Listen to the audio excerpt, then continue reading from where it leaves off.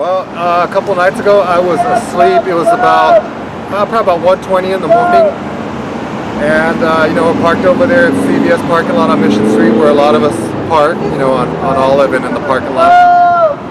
I was passed out, asleep. Everybody was, you know, the whole neighborhood was, the whole area was nice and quiet. I don't think she cares. And all of a sudden, I just jolt up out of my sleep because, you know, something, you know, woke me. This crazy noise.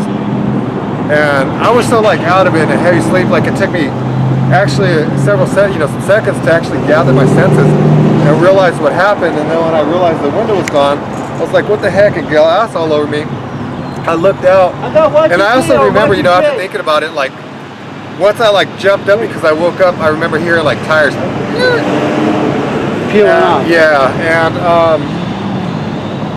so I got up and I was like, holy shit, dude. I looked out but didn't see anybody, and by that time other people were, you know, had heard the glass break and they're getting up.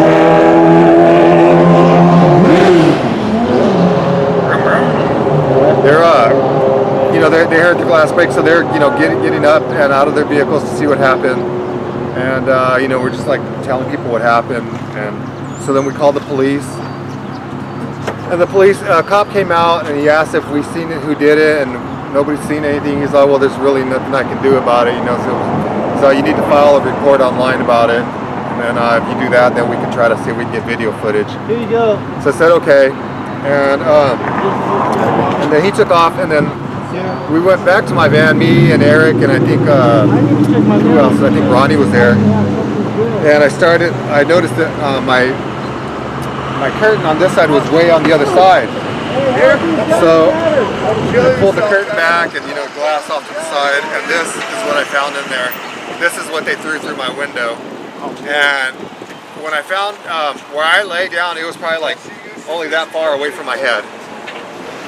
Dang. Did you suffer any injuries? Yeah, I got a cut right here on my chin. You can't really see it anymore because I've washed my hands since then, but I got cut right here, and I got cuts on my arms. Those you can still see. Yeah. And I don't know if you can still see the one on my face. It's like right here. Project Group P is yes. Governor Neeson's order. So I'm thinking probably like when this thing came through with the force of the glass that came with it, that's what, you know, cut me up.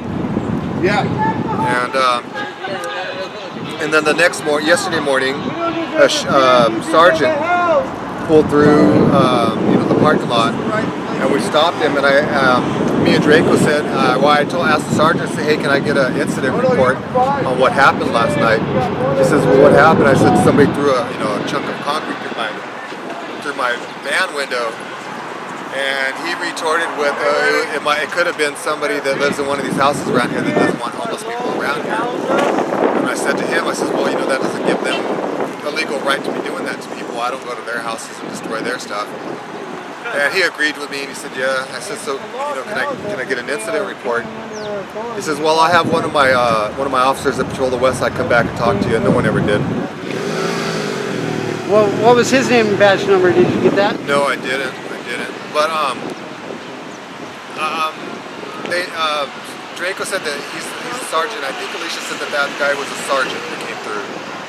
So, but this right here, for someone to throw this through somebody's window like that could have, if not, you know, yeah, that could have like killed me or really, really injured me really bad. So I think, you know, that could have possibly been attempted murder. Right. I know if I took this and threw this at somebody, whether I'm aiming it at their head or not, and I hit them and kill them, that's, you know, attempted murder. It's possible. It was involuntary manslaughter, actually, you know, whether they meant to just break the window or not. Right. That's certainly heavy enough. Yeah, either way, you know, this type of stuff has got to come to a conclusion, an end, because we're not going nowhere. The people in the houses aren't going anywhere. And we're either going to just evolve into like an all-out war, or we're going to come to terms and figure out a way to be able to cohabitate with each other.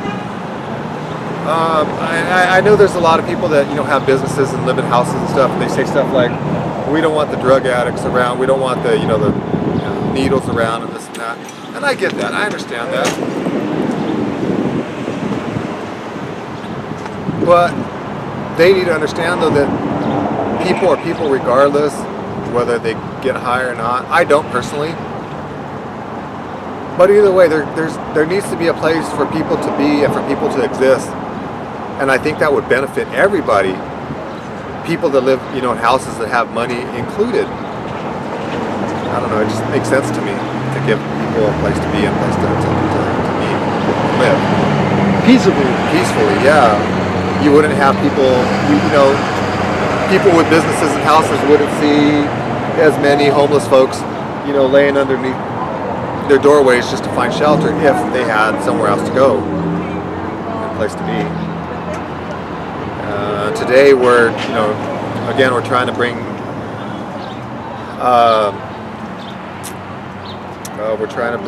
what's the word? Attention? Yeah, attention. Thank you. Trying to bring attention to Mr. Gavin Newsom, our governor, to the city of Santa Cruz. We've been trying to get the city and the county to work with us to try to get those of us into motels and hotels as instructed by Mr. Newsom. And it would appear that they've secured like 2 hotels, but they said they're only supposed to be used that they're only going to use them for people that test positive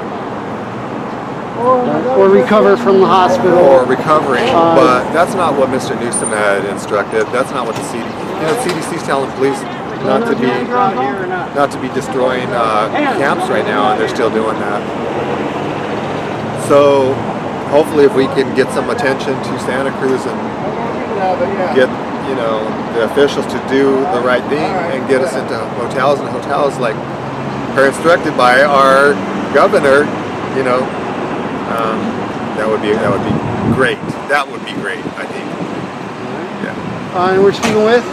My birth given name is Franklin, but everybody knows me as Angel. Right on. So, Yeah. And are you with any organization? Yeah, I am. Oh gosh, I'm the vice president of the Santa Cruz chapter of the California Homeless Union. I'm also affiliated with the Bay Area's Electric Unicycle Riders Club. There's other clubs like that, but politically, affiliated. Like I said, I'm the vice president of this chapter, and we also work hand in hand with Keith McHenry, Food Not Bombs, who's known worldwide now. Does really good service to people, giving them food. People need to eat. Got to feed and water our people. So you were talking, if that curtain hadn't been there, that might have been murder. Yeah. We're thankful you're still around, Homeless Sled, Homeless Run. Yeah. And you kicked ass. What'd you do for hotels? Tell me about that. You folks did hotels for... Well, so we worked with Keith and Food Not Bombs, and he was the one who actually funded the motel rooms. So what he did was I think it was like 4 nights, actually housed about 200 people, our homeless folks in the Santa Cruz community, was able to get us into motels for about 4 nights. And a hot shower on a daily basis, a roof over your head makes the world of a difference. People are more confident throughout the day. They're more willing to go look for work and wanting to be in school, that type of stuff. But without being able to take a shower and clean up, it's rough. It's rough. Don't even want to deal with yourself. So. Running water is a human right. Running water, yeah. Food. Good shelter. All the basic necessities of human life in my opinion, that the government has suppressed from us. And when I say us, I'm talking about everybody, all the common folk, all the common Joes and Janets that live out here. It would seem like instead of the government, in my opinion, it would seem like instead of the government actually wanting to help humanity, it seems like they suppress it and tax it. They steal the nutrients, the essential minerals and nutrients out of the water, bottle it, and then sell it back to us. What kind of crap is that? This Capitalism. this stuff has got to stop. And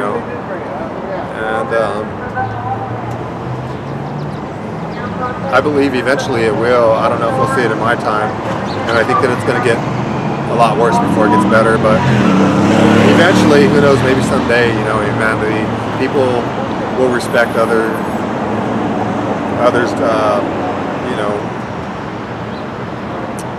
Life. Quality of life is for everybody.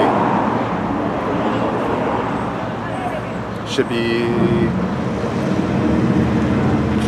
I don't know, mandatory, right? Mandatory, yeah, we use mandatory. Absolutely. Well, it's a basic premise. Society is supposed to look out for each other. Yeah, that's what I was about to just say.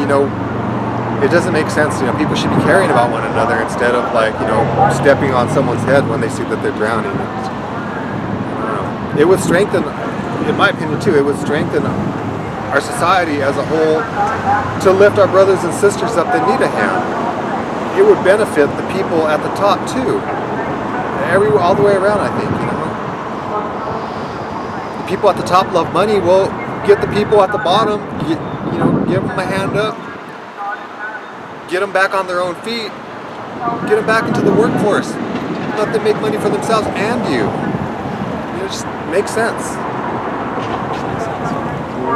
Well, it's good that there's people willing to risk their life to be, generous and thoughtful of other people. Yeah. You really are you become more of a target. Yeah. Just for being known that you're advocating for yourself and other people. The way I see it, I don't like doing this, but the way I see it is, if we don't stand up, for our rights, just even as basic human needs, they're going to continue to just keep walking all over us. So we got to draw a line. We got to stand up.